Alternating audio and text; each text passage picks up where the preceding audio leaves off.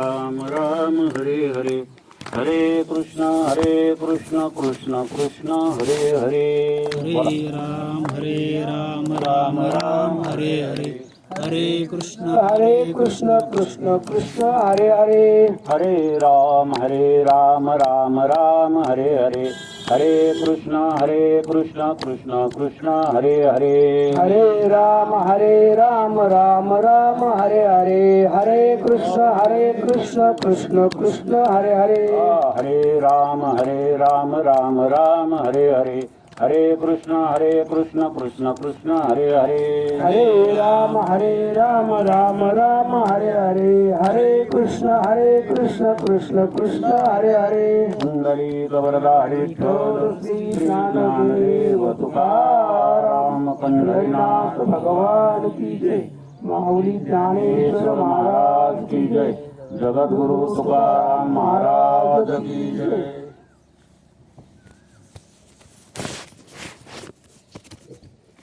पैसे येण्याची शरीरे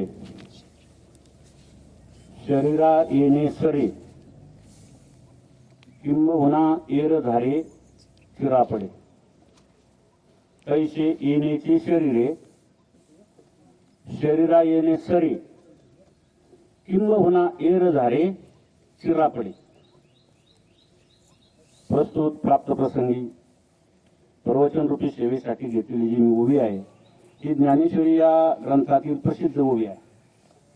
ज्ञानोबराय या ज्ञानेश्वरीमध्ये या ओवीच्या माध्यमातून सांगतात तैसे म्हणजे त्याप्रमाणे येण्याची शरीरे ह्याच शरीराने काय करता येतं. शरीरा येणे सरे पुन्हा शरीराला यायचं सरतं म्हणजे बंद होत. आपण पुन्हा पुन्हा शरीर धारण करतो का नाही. पुन्हा शरीर धारण करावं लागतं. निवड माणसाचंच नाही वेगवेगळे शरीर आपल्याला कर्मानुसार धारण करावे लागतात. तैसे येण्याची शरीरे मग ते जर परत पुन्हा जन्माला यायचं पुन्हा मरायचं पुनरपी जननम पुनरपी मरणम पुनरपी जननी जठरेशी शयनम पुन्हा जन्माला यायचं पुन्हा मरायचं. हे जर चक्र थांबवायचं असेल तर ज्ञानोबराय सांगतात त्याला एकच उपाय काय. हे शरीर तैसे येण्याची शरीरे ह्याच शरीराने काय करता येतं. शरीरा येणे सरे शरीराला यायचं बंद होतं. किंबहुना येरधारे ही आपली जी येरधार चालू आहे ना जन्माला यायचं मरायचं ही जी येरधार चालू आहे चिरापडी त्याला चिरा पडतो म्हणजे काय त्याचं खंडन होतं ते खंडित होतं. ते कायमचं बंद करता येतं. जन्म मरण कायमचं बंद होणं याच शास्त्रीय भाषेत नावे मोक्ष प्राप्ती होणं. त्याला मुमुक्षत्व प्राप्त होणं मोक्ष प्राप्त होणं तो परमधामास प्राप्त होणं ही त्याचा अर्थ आहे. ज्ञानोबराय सांगतात तैसे येण्याची शरीरे शरीरा येणे सरे किंबहुना एरधारे चिरापडे. एवढं या शरीराला महत्व आहे. किती महत्व आहे. मर्यादित वेळेत मला प्रवचन सेवा संपवायची असल्यामुळे काही मुद्दे मांडतो तुमच्या समोर. याचा पहिला मुद्दा असा आहे हे जे शरीर आहे हे दुर्लभ आहे. किती दुर्लभ. या दुर्लभतेचं उदाहरण सांगताना तुकोबरायाने उदाहरण दिले आणि असं उदाहरण दिले कारण तुकोबरायांच्या अभ्यासाची व्याप्ती फार मोठी होती. तुकोबरायाने असं उदाहरण दिले का त्या उदाहरणाला कोणत्याही काळात बाधा येणार नाही. भूतकाळात बाधा आली नाही वर्तमान काळात त्यांनी दिलेल्या उदाहरणाला बाधा आली नाही आणि भविष्य काळात सुद्धा त्यांनी दिलेल्या उदाहरणाला बाधा आली येणार नाही असं उदाहरण त्यांनी दिलंय. किती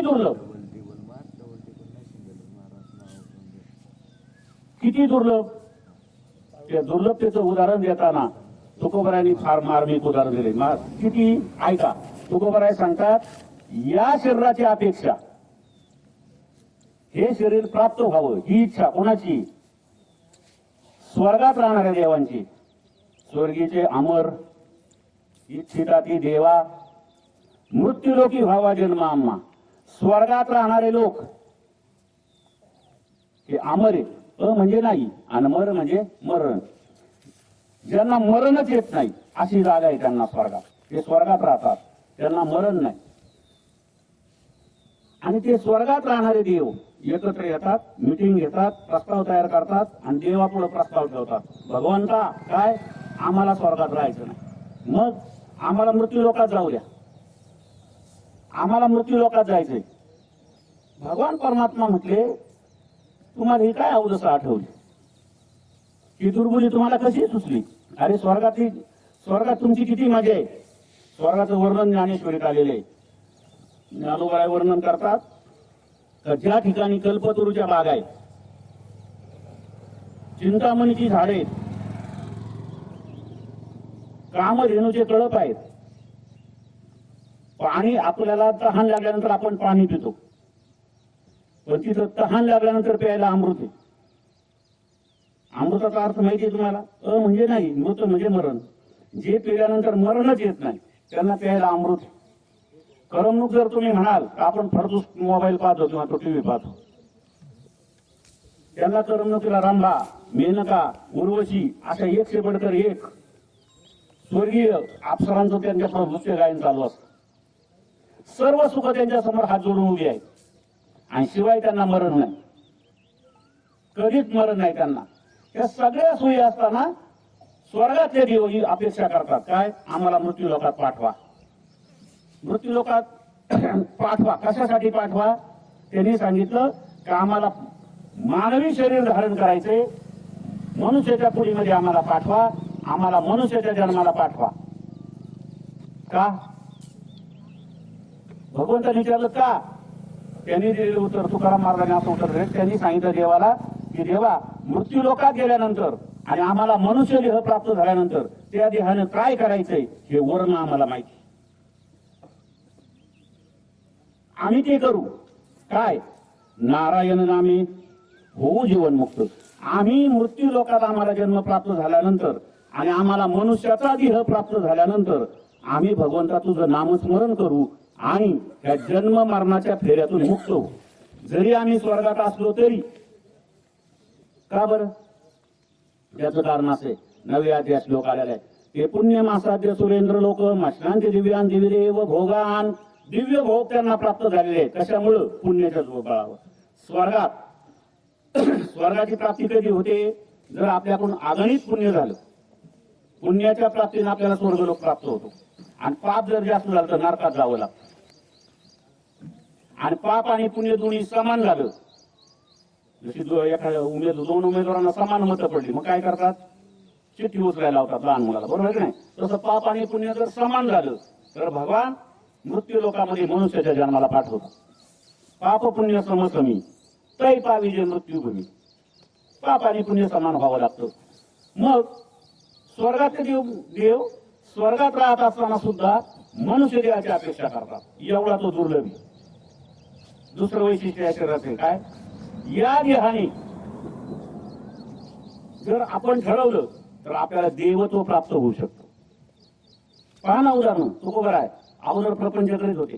साधक अवस्थेमध्ये तुकाराम महाराजांचे अभंग वाचा. मी तो अवगुणी अन्यायी, तुझं मी आठविले नाही कधी. ही साधक अवस्थेचे अभंग आहे तुकोबरायांचे. आणि पुढं काय केलं? पुढं तुकोबरायांची साधनेमध्ये एवढी प्रगती झाली तर तुकोबरायांचा एक क्षण नामस्मरण करण्यात जात नव्हतं. असं करता करता करता तुकोबरायांना देवत्व प्राप्त झालं. असे कितीतरी संतांना झालं, कितीतरी माणसं देवत्वाला प्राप्त झाली. त्याचं कारण काय आहे? हे शरीर. मग अजून एक वैशिष्ट्य याचं काय?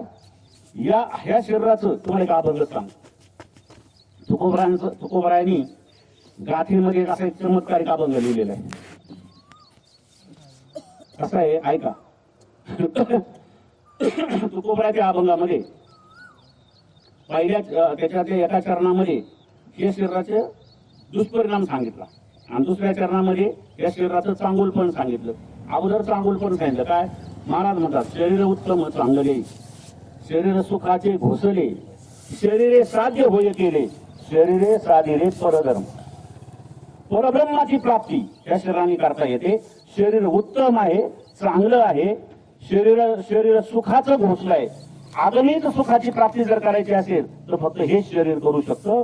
शरीर एवढं उत्तम आहे, शरीर चांगलं आहे. त्या शरीराने माणसाला परब्रह्माची प्राप्ती करता येते. हे पहिले चरण झालं. शरीर उत्तम चांगले, शरीर सुखाचे घोसले, शरीरे साध्य होय केले, शरीरे साधिले परब्रह्म. हे पहिले चरण. आता त्याच्यानंतर दुसऱ्या चरणात महाराज काय सांगतात? शरीर दुःखाचे कोठार, शरीर रोगाचे भांडार, नाही अपवित्र शरीर आहे. महाराज सांगतात शरीर रोगाचं भांडार आहे, शरीर दुःखाचं कोठार आहे.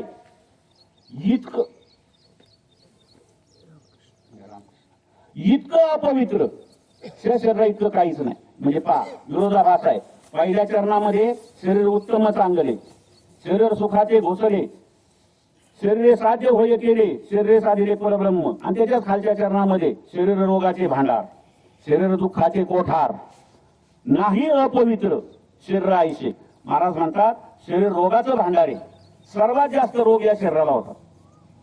आता तर इतके रोग आलेत आपल्याला माहित नव्हते ते रोग आता यायला लागले. नंतर शरीर दुःखाचं कोठार, सर्वात जास्त दुःख या शरीरामुळे होत.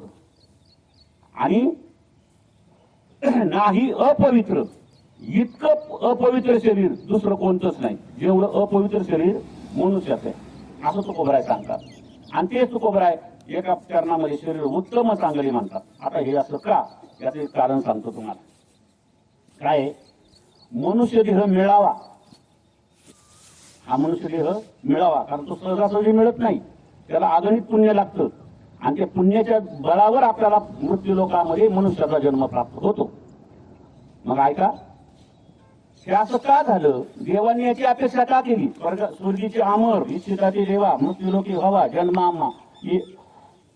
याचं कारण काय? याचं कारण असं आहे, मनुष्य देह मिळावा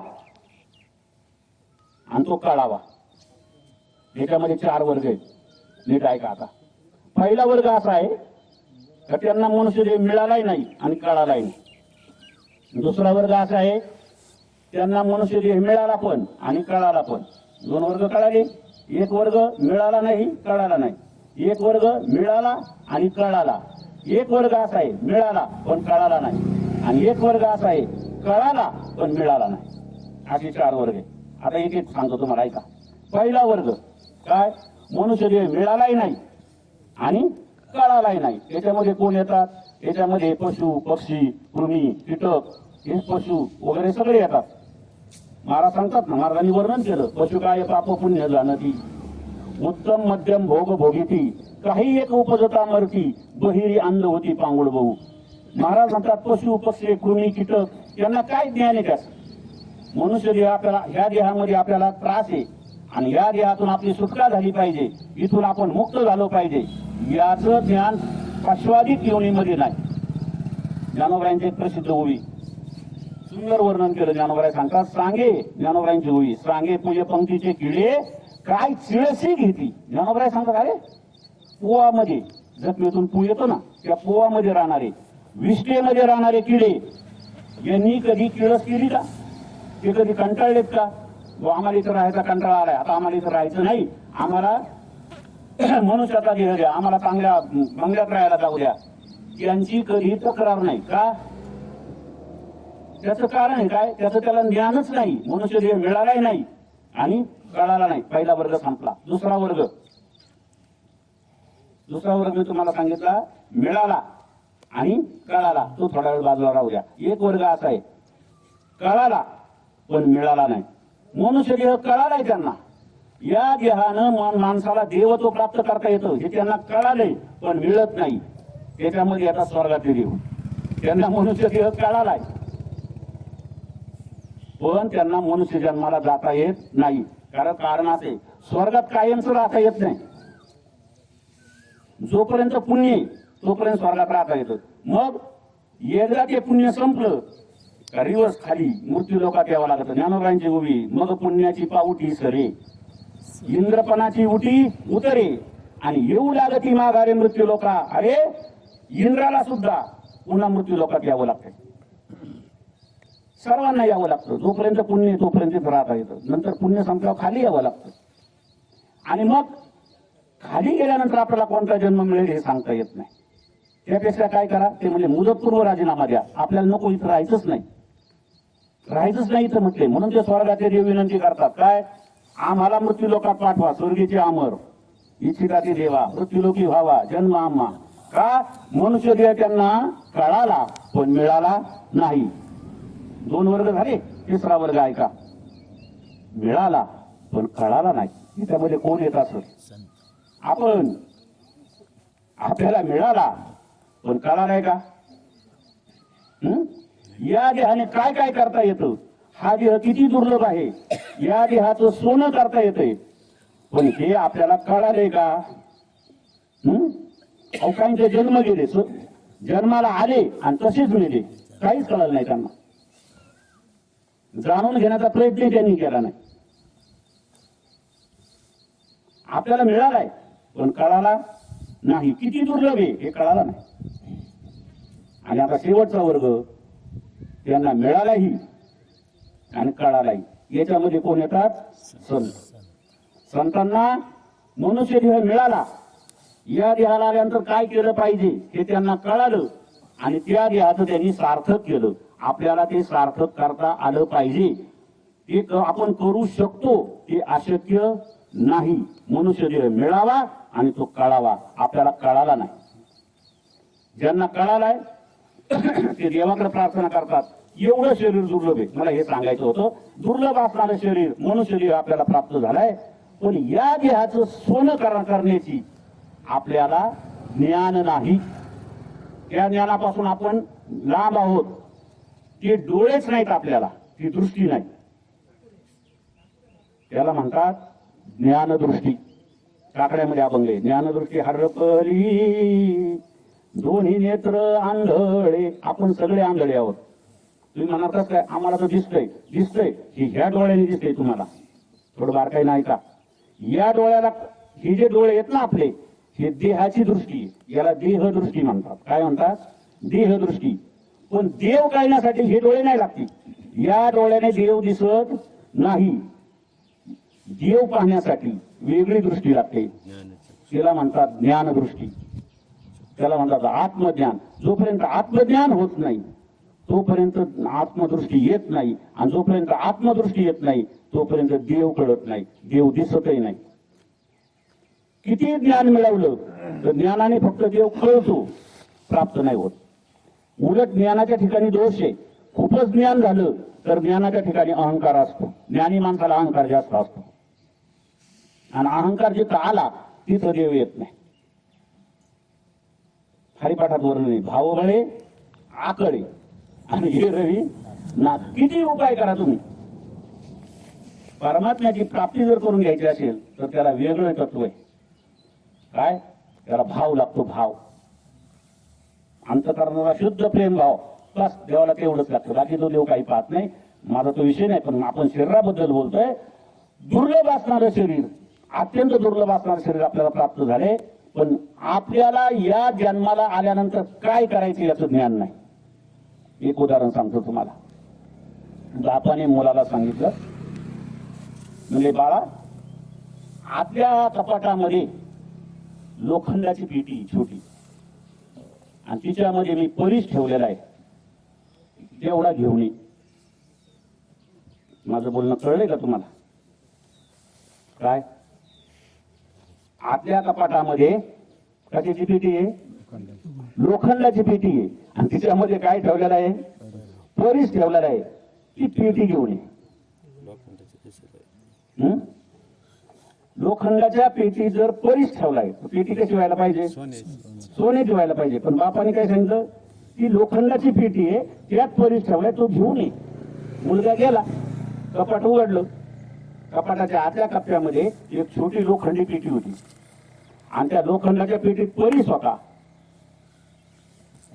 पण पेटी लोखंडाचीच होती. आतमध्ये काय होता? नीट ऐका ना तुम्ही. आतमध्ये परीस होता, पण पेटी लोखंडाचीच होती. का? काय कारण असेल? आतमध्ये परीस नव्हता का? होता. पेटी लोखंडाची नव्हती का? शुद्ध लोखंडाची होती. मग का नाही सोनं झालं? त्याचं कारण असं होतं, तो आतला जो परीस होता तो परीस एका फडक्यात बांधून प्लॅस्टिकच्या पिशवीत छोट्या ठेवून आतमध्ये पेटी ठेवलेला होता. काय झालं? लोखंड आणि ते परीस यांचा संपर्क आला का? का नाही आला? मध्ये काय आहे? मध्ये अडथळा आहे. मध्ये काय आहे? मध्ये प्रतिबंध आहे त्याला शास्त्राच्या भाषेत. अशा अनेक पेटे आहेत, कोटीनं पेटे आहेत, कोटीनं जगामध्ये. त्यांच्यामध्ये परीस आहे. तुम्ही ऐकाय ना माझं बोलणं? पण त्या लोखंडाच्या अजून झालेल्या नाही.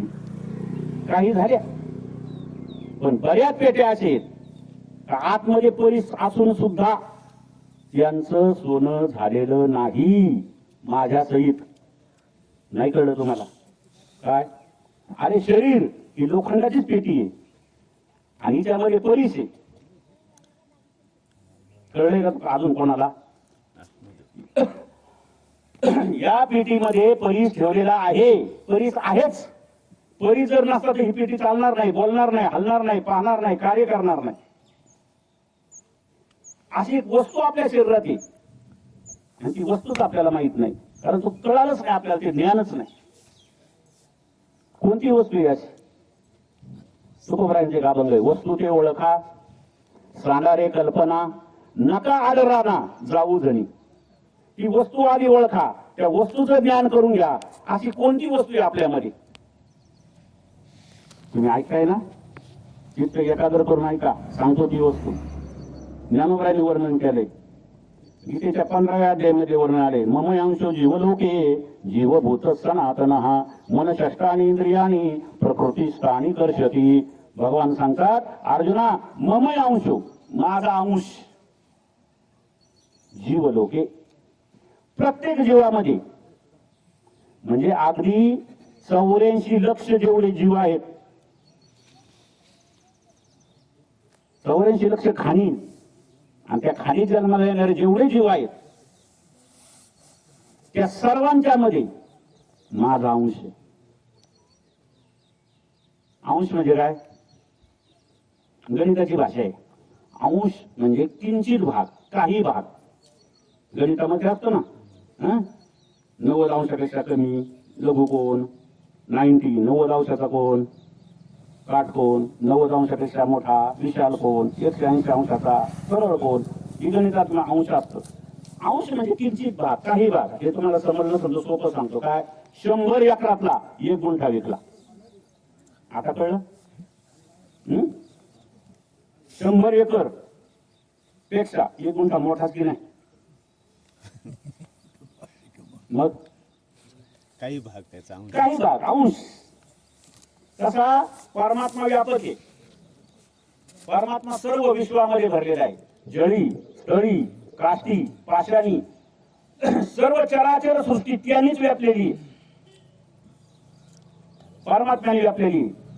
एवढा मोठा विशाल असणारा परमात्मा अंशाच्या रूपाने किंचित आपल्यामध्ये आहे. आपल्यामध्ये तो आहे. सांगू तुम्हाला? ज्ञानोबरांची ओवी सुंदर आहे का? सगळ्यांना परिचित असेल. तैसा हृदयामध्ये मी रामू, आसता सर्व सुखाचा आरामू, का भ्रांताशी कामू विषयावरी. ज्ञानोबराय सांगतात, तैसा हृदयामध्ये मी रामू. सर्वांच्या अंतकरणामध्ये, सर्वांच्या हृदयामध्ये मी आहे. परमात्म्याचा अंश आपल्यात आहे आणि तो जो अंश आपल्यात आहे त्याच्यामुळं आपण पाहू शकतो, बोलू शकतो, हे शरीर हालचाल करतं. परंतु आपल्याला त्याची ओळख नाही.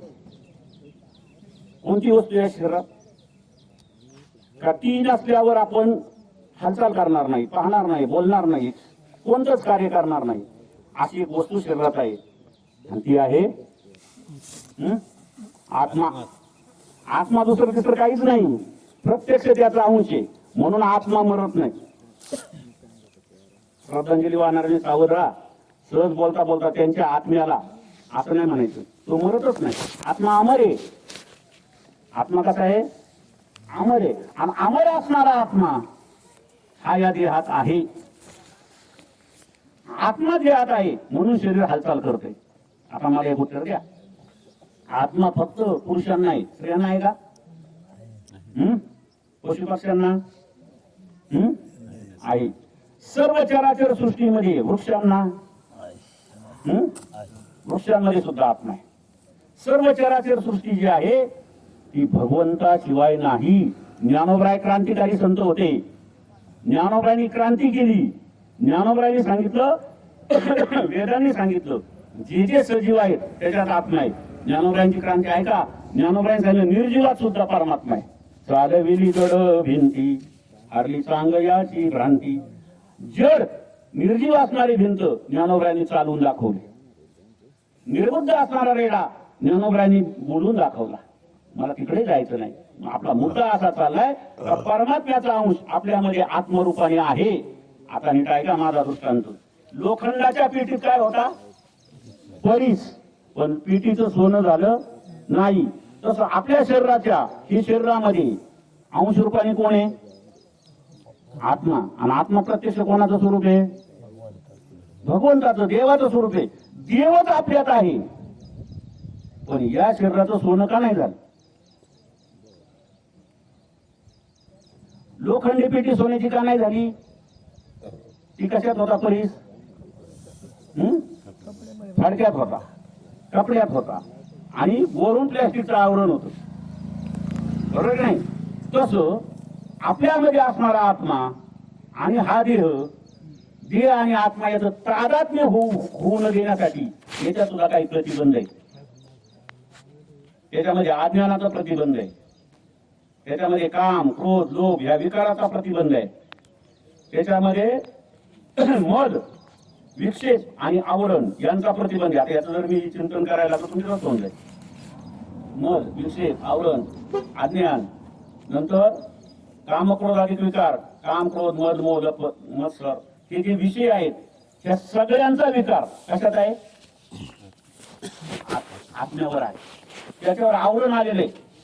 आमच्या करुजे हरेश्वरला वेदांताचार्य तुकाराम महाराज शास्त्री होऊन गेले. चौधरी महाराजांना माहिती असेल. एक उदाहरण सांगायचे, लहान असताना मी ऐकलं. ते म्हटले कंदील लावला, जुन्या काळातलं उदाहरण, पण त्याचा उजेड पडत नव्हता. का? हो, काच काळी झाली होती. काच पुसायला पाहिजे तेव्हा आतला प्रकाश बाहेर येईल. तसं आपल्याला असणारं जे अज्ञानाचं आवरण आहे, मुळात अज्ञानाचं आवरण फार मोठं आहे. दुसरं मल, विक्षेप, आवरण आहे.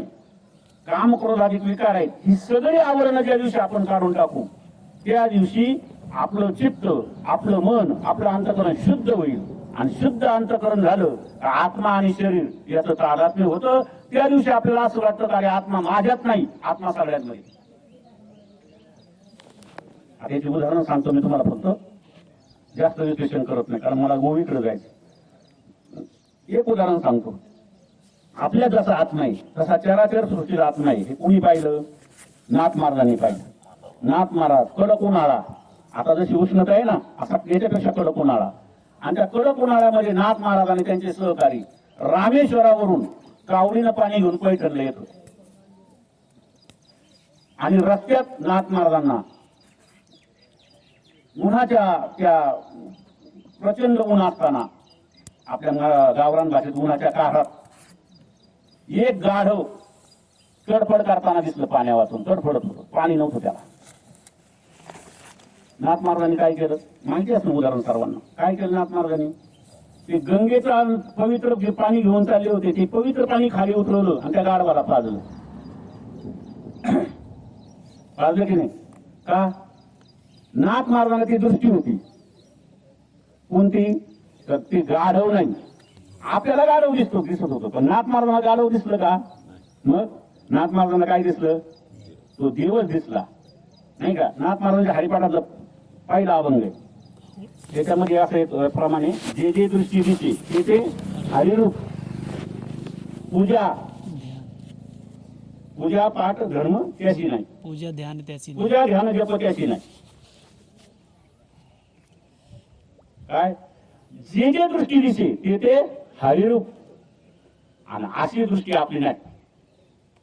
आपल्याला आपली माणसं चांगलीच वाटतात आणि दुसरी माणसं बस एकच उदाहरण पुरेसे वाईट वाटतात. त्याचं कारण काय?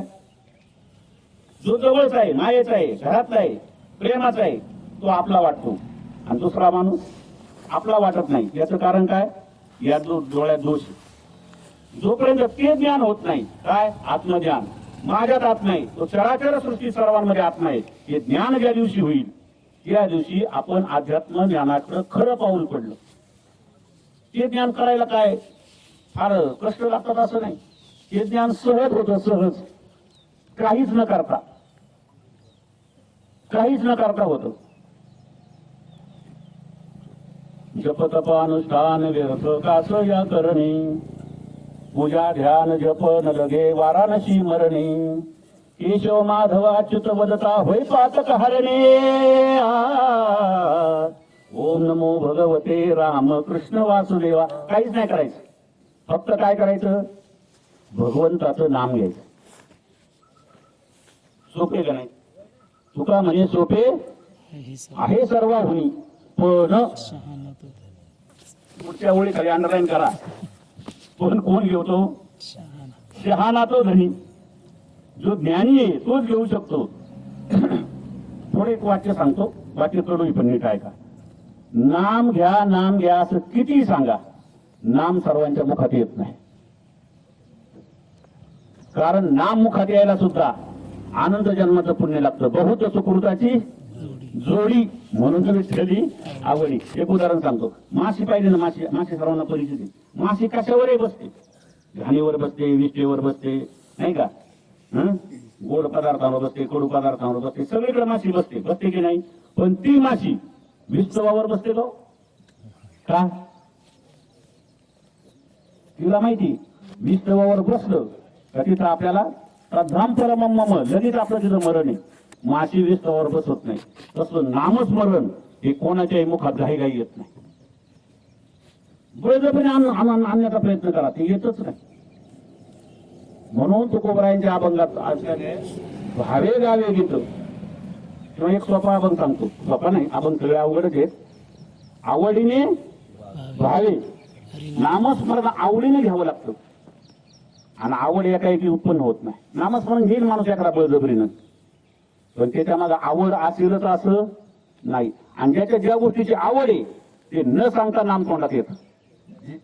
जी व्यक्ती आपली आवडती ती आपल्या मनातून जाते का? जी वस्तू आपली आवडती मनातून जाते का? जो पदार्थ आपल्याला आवडतोय मनातून जातो का? नाही. बस तसा परमात्मा आवडीचा झाला पाहिजे. भगवान ज्या दिवशी परमात्मा आपल्या आवडीचा होईल त्या दिवशी या देहाचं सोनं होईल, मध्ये प्रतिबंध जाते. एवढं शरीर दुर्लभ आहे. या शरीराने आपण देवत्वाची प्राप्ती करू शकतो. त्याचं कारण असं आहे, हे शरीर प्राप्त होणं फार दुर्लभ आहे. हे शरीर आपल्याला मिळाले, आपण भाग्यवान आहोत. हे शरीर आपल्याला मिळाले, पण ते कळालं पाहिजे, ते जाणून घेतलं पाहिजे. आणि जाणून न घेता जर हे शरीर असंच वायाला गेलं, त्या शरीराचं जर सोनं करता नाही आलं तर त्यांचा जन्म व्यर्थ गेला. असे काही काहींचे गेले हो. एक उदाहरण सांगतो. तुमच्या गावात एक माणूस आला, व्यापारी. त्याने विकायला आणल्या काही वस्तू. काय वस्तू आहेत म्हटलं? दोनच वस्तू आहे माझ्याकडे. काय? मी चांदी विकायला आणली, चांदी, आणि लोखंड विकायला आणले. त्यांनी चांदी आणि लोखंड विकायला आणले. सांगा बरं आपण काय घेऊ? आता काय ब्राह्मणाला विचारायचं बरं? त्यांनी लोकांना विचारलं भाव काय आहे? म्हणलं स्वस्त आहे. काय? 1 रुपया किलो चांदी आणि 1 रुपया किलो लोखंड. आता भाव सारखाच आहे. काय घेतील लोक? चांदीच घेतील. पण ज्याच्याकडे पैसे तो काय घेईल? लोखंड घेईल. अरे लोखंड नाशिवंत आहे, लोखंडाला गंध सोडतो, लोखंडाची माती होते. पण त्याच्याकडे लोखंड जरी असलं आणि लोखंड नाशिवंत जरी असलं तरी तो लोखंड घेईन का? कारण त्याला ज्ञान आहे. आपल्याकडे परीस आहे, परिसाचा स्पर्श केल्यानंतर लोखंडाचं काय होईल? सुवर्ण होईल. तसा मनुष्याचा जन्म लोखंड आहे. लोखंड नाशिवंत आहे का नाही? तसा हा देह नाशिवंत, हा सुद्धा देह कसा आहे? हा नाशिवंत देह. नाशिवंत देह जाणार सकळ, हा नाशिवंत देह. लोखंडाला गंध चढतो का नाही? तसे या देहाला नाना विकार आहेत, नाना आजार आहेत. हे खंबून जातं की नाही? जातं. लोखंडाची माती होते, या शरीरात सुद्धा काय होते? मातीच होते, मातीच होते. आणि चांदीला जर परिसाचा स्पर्श केला, सोनं होईल का? चांदी परिवर्तनशील नाही. लोखंड कसे परिवर्तनशील आहे, त्याच्यात बदल होतो. लोखंडात बदल होतो, चांदीत बदल होत नाही. मग ऐका, स्वर्गात राहणाऱ्या लोकांचे देह चांदीचे, तिथं भगवंत आहे, पण तिथं पुण्य करता येत नाही, तिथं नामस्मरण करता येत नाही, तिथं भगवंताला सुद्धा तिथं आवडत नाही राहायला. का? हा सुख सोहळा स्वर्गी नाही. परमात्म्याचं नामस्मरण, परमात्म्याची भक्ती करण्याचं जर करायचं असेल तर त्याला मृत्यू लोक आहे, ही कर्मभूमी आहे. स्वर्गातले देवांचे लोक देह चांदीचे आहेत, त्याच्यात परिवर्तन होत नाही. म्हणून स्वर्गाचे लोक म्हणतात, जरी आमचा चांदीचा देह असला, आम्हाला लोखंड करा. तसं आपल्याला या शरीराचं सोनं करायचं असेल तर आतला परिचय, ऐसा हृदयामध्ये मी रामू, परमात्म्याचा अंश आपल्यात आहे. आपल्याला या देहाचं सोनं करता आलं पाहिजे. आता त्याचा उपाय सांगतो तुम्हाला. उपाय फार सोपा आहे. काय? फक्त त्याचं नामस्मरण करत राहा. नामस्मरण कसं करायचं याला सुद्धा नियमित बरं का. एकाच देवाचं करा. नाही तर सोमवारी एक, मंगळवारी एक, बुधवारी एक, गुरुवारी एक. आपले असेच देव.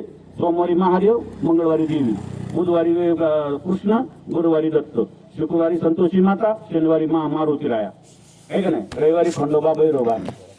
ऐसा अखंड भजन करी, ज्ञानोबरांची ओळी. उगान हे क्षण भरी, अवधान गावद्वारी आहे व जैशी. गावाच्या बाहेर राहणारी स्त्री ही कायमस्वरूपी आहे वाचते. ती कधीही काय म्हणतात त्याला, विधवा होत नाही. तसं हा भक्त असा असतो, हा रोज एक देव बदलतो, रोज एका देवाचं कुंकू लावतो. हा कधी विधवा होत नाही. पण परिणाम काय होतो? आपुला तो एक देव करून घ्यावा. तुम्ही कोणत्याही देवाचं नाव घ्या, परमात्मा सगळीकडे तोच नाना रूपाने नटलेला आहे. खंडोबा तो आहे, बिरोबा तो आहे, भैरोबा तो आहे. फक्त खंडोबा समोर डोकं टेकवताना सुद्धा मनात हाच भाव ठेवा, हा माझा परमात्मा पांडुरंगच आहे. तुकोबाराय मशिदीमध्ये गेले, अनगडच्या फकीर तुकोबारायांचा पुढे तो चौदा टाळकऱ्यांपैकी एक टाळकरी झाला. त्याच्या मशिदीत तुकोबाराय गेले. ती मशीद अनगडच्या फकीराला विशेष वाटलं. म्हणजे तुकाराम बाबा आप यहाँ कैसे? तुकाराम महाराज म्हणजे काय झाले? यहाँ भी मेरा भगवान आहे. तुकाराम महाराजांनी त्या मशिदीवर डोकं टेकवलं आणि अंतकरणात भाव काय ठेवला? हा माझा पांडुरंगच आहे. एवढी व्यापक दृष्टी संतांची. अशी व्यापक दृष्टी जर आपल्याकडे आली तर मला नाही वाटत माणसात भांडण होते. पण ती दृष्टी आली पाहिजे. केवढं मोठं मला एक सांगा, भाग्यवान आहेत आपण, आपल्या अगोदर संत होऊन गेले आणि केवढं मोठे ग्रंथाच्या रूपाने त्यांनी आपल्यासाठी ज्ञान ठेवले. पण आजचे तरुण हे ग्रंथ वाचतच नाही. मी शिक्षक आहे, कोणी असेल तर राग नका मानू. अनेक माझे शिक्षक मित्र आहेत, त्यांना हे कीर्तन, भजन, ज्ञानेश्वरी आमचं तुमचं आवडत नाही. अनेक सुशिक्षित लोकांना आवडत नाही. शिकलेल्या लोकांच्या घरात मला जाण्याचा प्रसंग येतो. त्यांची कपाट असतात मोठी मोठी आणि त्याच्यामध्ये इंग्रजी भली मोठी जाड पुस्तकं असतात. ऑक्सफोर्ड युनिव्हर्सिटीची आमची तमकी हे आता एक पद्धती कपड्यात पुस्तकं लावून ठेवायची. तिथं हे नाही का वाचा हे का नाही? मी म्हटलं कोणती पुस्तकं आहेत? म्हणजे महाराज फार मोठे मोठे पुस्तकं इंग्रजी सगळे. म्हटलं वाचता? म्हणले हो.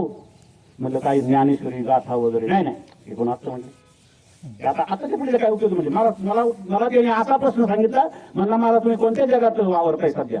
काय चाललंय म्हटलं, आता 2026 चालले आणि तुम्ही अजून 400 ते 500 वर्ष पुढच्या संतांचं करता.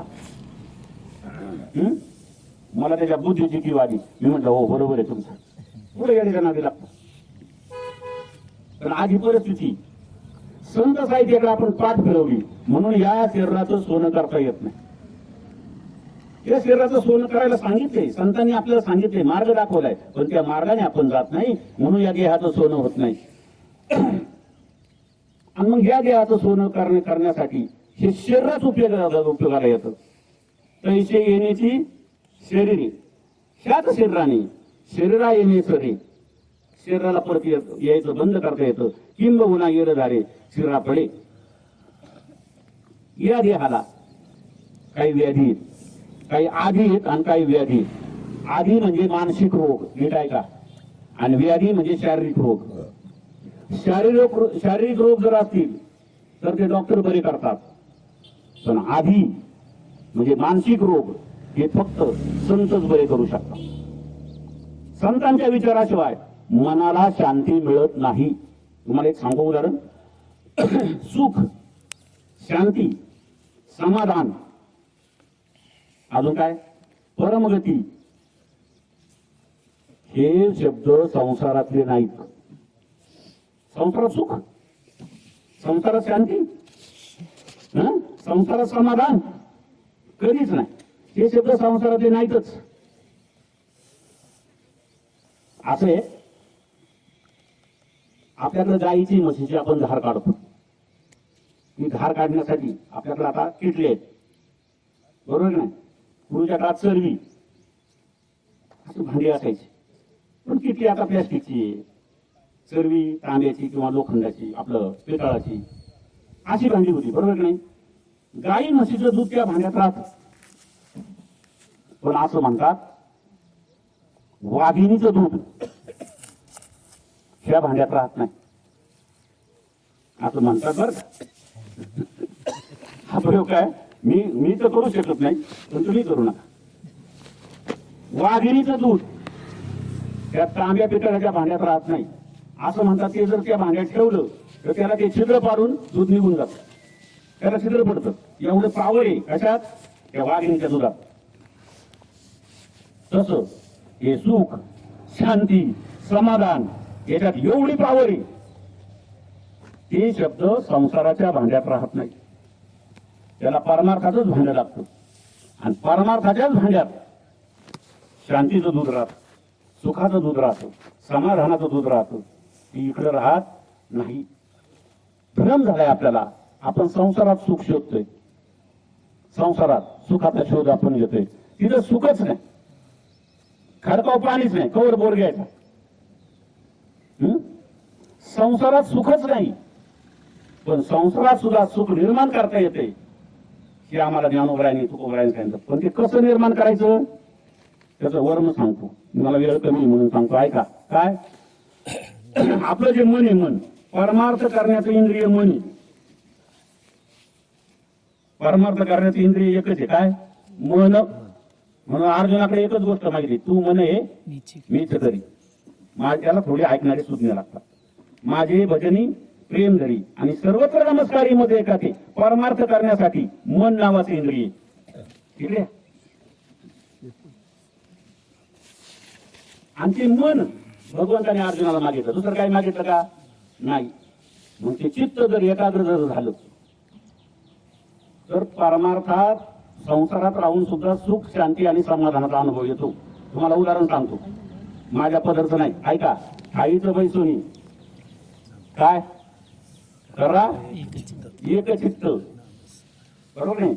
आईचं बैसोनी करा एक चित्त, आवडी आनंद आळवावा, नाही का नाही. पण ते ठाईचं बैसोनी एक चित्त होणारच नाही. त्याला थोडा अभ्यास लागतो. काय, जोपर्यंत चित्तातले विकार जात नाही तोपर्यंत चित्त एकचित्त होत नाही. एकदा ते एकचित्त झालं का ते मग परत माघारी येत नाही. आता कोठे धावे मन तुमचे चरण देखलिया. एकदा चित्त भगवंताच्या पायावर एकरूप झालं. किती सुंदर म्हणजे काकड्यामध्ये तुकोबरांचे, माझे चित्त तुझे पायी राही आईचे करी काही धरून या बाही भव हातारी जातारा, नाही का. म्हणजे चित्त हे भगवंताच्या पायावर, म्हणजे एक एकाग्र चित्त करून भगवंताचं नामस्मरण केल्यानंतर मनुष्याला सुद्धा सुखाची अनुभूती येते, समाधानाची अनुभूती येते. आणि नलगती सायास जावे वनांतरा. त्याला काही मग सायास करायची गरज नाही, प्रयत्न करायचा कुठं प्रपंच सोडून जंगलात जाऊन बसायची गरज नाही. उलट असं आहे, प्रपंच सोडून जर आपण जंगलात गेलो ना तर आणखीन ओढ लागते. झाड जर खोडात तोडलं ना ते 4 फांद्या घेऊन फुटात. पहिली एक होती, पण खोडात तोडल्यावर काय होतं, त्याला 4 फांद्या फुटतात. मग ते जर समूळ उपटावं लागतं, JCB लावून त्याचा मुळा सगळं काढावं लागतं. बरोबर आहे का नाही? तसं संसार सोडून जर लोक गेलेत, आता काही लोक पंढरपूरला राहायला गेले, तो त्याग नाही, तो वैताग आहे. त्यांचं चित्त तिथं नाही. तिथून ते रोज फोनवर हाल हवा घेतात, काय चाललंय, पाणी आहे का, बोरला पाणी आहे का, आहे का नाही, घास आहे का, गाया किती आहेत. पंढरपुरात वारीला गेलेली सुद्धा माणसं शरीराने तिथं असतात. शरीराने कुठं? पंढरपुरात. आणि चित्त कुठं? मी म्हणतो घरची माणसं बरी, घरची माणसं आम्हाला अडवा, आमचे दादा आता बारीत असतील बरं का, आमचे दादा आता वाळवंटात असतील बरं का, आमचे दादा आता कीर्तन ऐकत असतील बरं का. दादा घरची माणसं त्याचं चिंतन करतात आणि दादा घरच्यांचं चिंतन करतात. ही अवस्था आहे आपल्या मनाची, ती एकाग्र करावं लागतं. आणि ज्या दिवशी मन असं दृढ होईल, दृढ भाव माणसाच्या मनामध्ये निर्माण होईल, त्यावेळेस आपल्याला प्रपंच आवडत नाही. मग आपल्याला कळतं माझे कोणीच नव्हते जगी, हे अरे कोणीच बाजार आहे, हा मायेचा बाजार आहे. हे त्या दिवशी कळतं, हे ज्ञान होतं, ही ज्ञानदृष्टी येते. ज्ञानदृष्टी आल्यानंतर जग मिथ्या आहे, जग कसं आहे, खोटे आहे, आणि खरं काय आहे, खरा देव आहे. सत्य तू, सत्य तू, सत्य तू विठ्ठला. तुका म्हणे तुझी खरा, येर वावगाची पसारा. भगवान परमात्मा फक्त खरा आहे, जग मिथ्या आहे. या प्रचंड वेदातल्या महावाक्याची प्रचिती माणसाला संसारात राहून करता येते. आमच्या तुकोबराने पहिली पत्नी गेल्यावर दुसरी पत्नी केली, पण प्रपंच सोडून गेले नाही. बरोबर की नाही? संसारात राहून सुद्धा परमार्थ करता येतो, हा आदर्श तुकोबराने घालून दिला. असो, या ठिकाणी या शरीराला काही कर्म असतात. ते फार मोठा कर्माचा इतिहास फार मोठा आहे. काय असतं, शरीर आपल्याला जे सुख दुःख प्राप्त होतात, याला एकमेव कारण देव नाही. देवाला या घेऊच नका, देव अलिप्त आहे, तो फक्त साक्षीभूत आहे. मग हे सुख दुःख जे आपल्याला ह्या जन्मात प्राप्त होतात, याचं कारण काय? त्याचं कारण आहे आपला मागील जन्माचा उतारा. मागील जन्मी आपल्या 7 वाऱ्यावर आपण जेवढी कर्म केल्यात मागच्या जन्मात, ती ह्या जन्मात फेडावी लागतात. आणि या जन्मात आपण जेवढं कर्म करू, ती पुढच्या जन्मात फेडावी लागतात. म्हणून अत्यंत भाग्यवान आहोत आपण मनुष्य देहामध्ये आहोत. असा देह आपला आत्मा मनुष्य कुळीमध्ये मुक्कामाला आहे. आणि तो आत्मा फक्त साक्षीभूत आहे या शरीराकडून काय काय घडते. म्हणून या शरीराकडून जेवढ्या प्रकारे चांगलं कर्म घडेल, तेवढी त्याला पुढच्या जन्मामध्ये सुख भोगायला मिळतील. त्याला आत्मा साक्षीदार. पण त्या आत्म्याला त्रास होतो. काय? 2 मित्र यात्रेला गेले, एकाने चप्पल चोरली, पण मार मात्र दोघांना खावा लागतो. तसा आत्मा या कुळीत असल्यामुळं तो स्वतंत्र आहे, पण त्या कुळीत असल्यामुळे तो बद्ध झाला आणि देहाकडून होणाऱ्या कर्मानुसार त्याला अनेक जन्म घ्यावे लागले. म्हणून खरं मुक्त कोण होतो? बारकाई नाही का? खरं मुक्त आपला आत्मा करायचा आहे. आपल्याला आत्मा मुक्त झाला पाहिजे आणि तो त्याच्या मूळ स्वरूपात भगवंताच्या स्वरूपात गेला पाहिजे.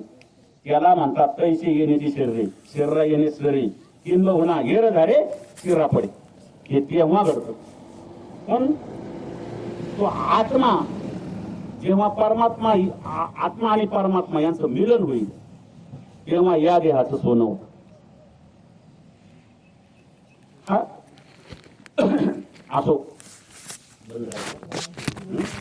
असो या ठिकाणी आता उन्हाचा त्रास होतो लोकांना. आणि म्हणून ते दशक्रिया विधीचा आता बरेचसे असे विधी करावा लागतात आपल्याला. अनेक संस्कारापैकी हा एक संस्कार आहे. दशक्रिया विधीमध्ये एकदा मनुष्य गेल्यानंतर 1-2 मिनिट सांगता का? मला त्याच विषयावर बोलायचं होतं, तो विषय वेगळा निघा. आपलं जे शरीर आहे ना, हे वरचं जे शरीर आपल्याला दिसतंय हे स्थूल शरीर आहे. हे पंचमहाभूतांपासून बनलेलं शरीर आहे. पंचमहाभूत आपल्याला माहिती आहे का नाही?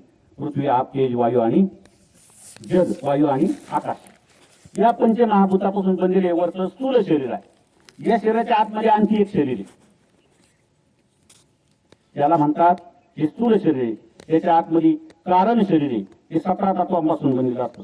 पंचकोश, पंचप्राण,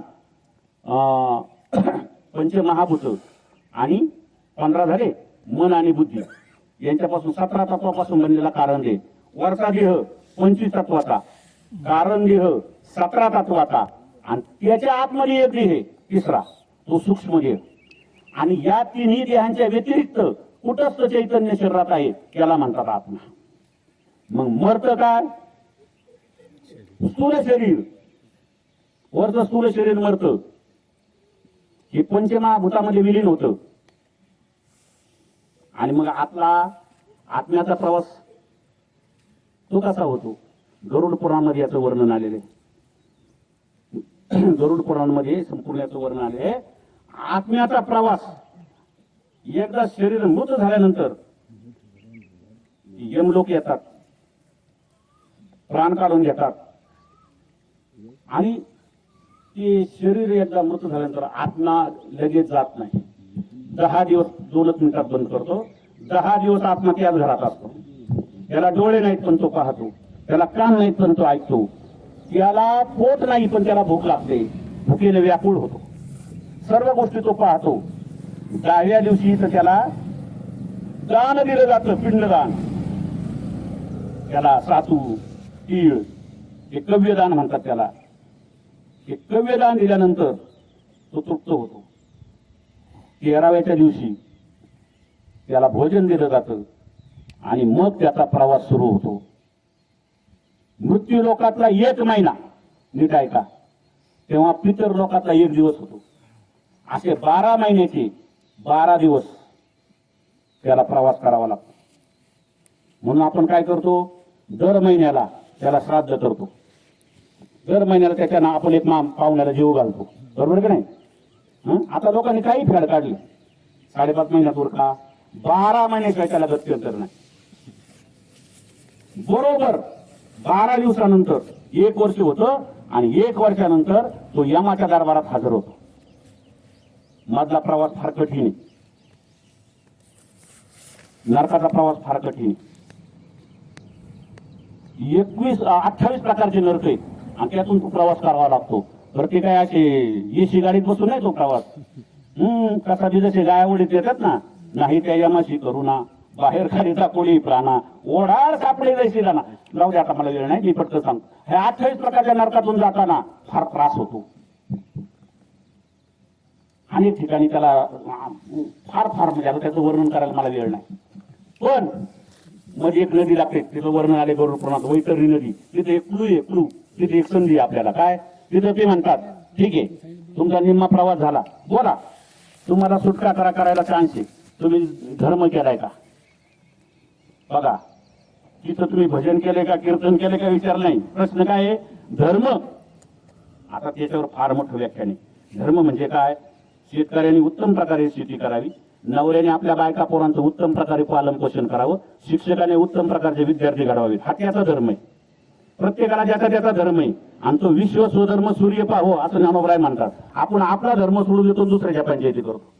आपला धर्म जर आपण प्रामाणिकपणे केला तर तिथं सुटका होते, पण आपण करीत नाही. त्या नदीतच आपली खतखितपत पडावं लागतं. मग जर आपल्या कुळात पुढे एखादा चांगला पुण्यवान जन्माला आला तर आपली सुटका होते, नाही तर मग जन्म तिथं काढावे लागतात. 1 वर्षाने यमाच्या दरबारात उभा राहतो, आणि त्या जीवाला मग तिथं ठरतं, त्याचं अकाउंट पाहिलं जातं, लेखाजोखा, आणि मग ठरतं याला कोणत्या जन्माला घालायचं. असो, म्हणून एक मला विनंती करायची तुम्हाला, आता पाहुण्यांचं लग्न आहे, आमचं तमकं, दुसऱ्या तिसऱ्या दिवशी आपण दावा करतो, तो रुजू होत नाही. 5.5 महिने सुद्धा रुजू होत नाही. पूर्ण 1 वर्ष श्राद्ध केलं पाहिजे. या पितराची योग्य प्रकारे सेवा घडली पाहिजे, आणि मग त्याला सद्गती प्राप्त होते. ही आपल्या हातात नाही, त्याच्या कर्मानुसार. असो, या ठिकाणी बरीच मोठी यादी बाबांची, मी नाही वाटत, तुम्ही सांगा नंतर, फक्त त्यांचं नाव सांगतो. स्वर्गीय आपले गेले, स्वर्गीय पण मला नाही नक्की माहिती कुठे गेले, महादू नाना मुळे यांच्या दशविधीच्या निमित्ताने आपण या ठिकाणी जमलेलो आहोत. या ठिकाणी प्रवचन रूपी सेवा करण्याची संधी त्यांचे चिरंजीव यांनी मला फोन करून सांगितली. आपल्या सर्वांची मला सेवा करण्याची संधी मिळाली. असो, या ठिकाणी माझ्या प्रवचन रूपी सेवेला बाबांना भावपूर्ण श्रद्धांजली अर्पण करून प्रवचन रूपी सेवेला पूर्णविराम देतो. विठ्ठल विठ्ठल विठ्ठल विठ्ठल विठ्ठल.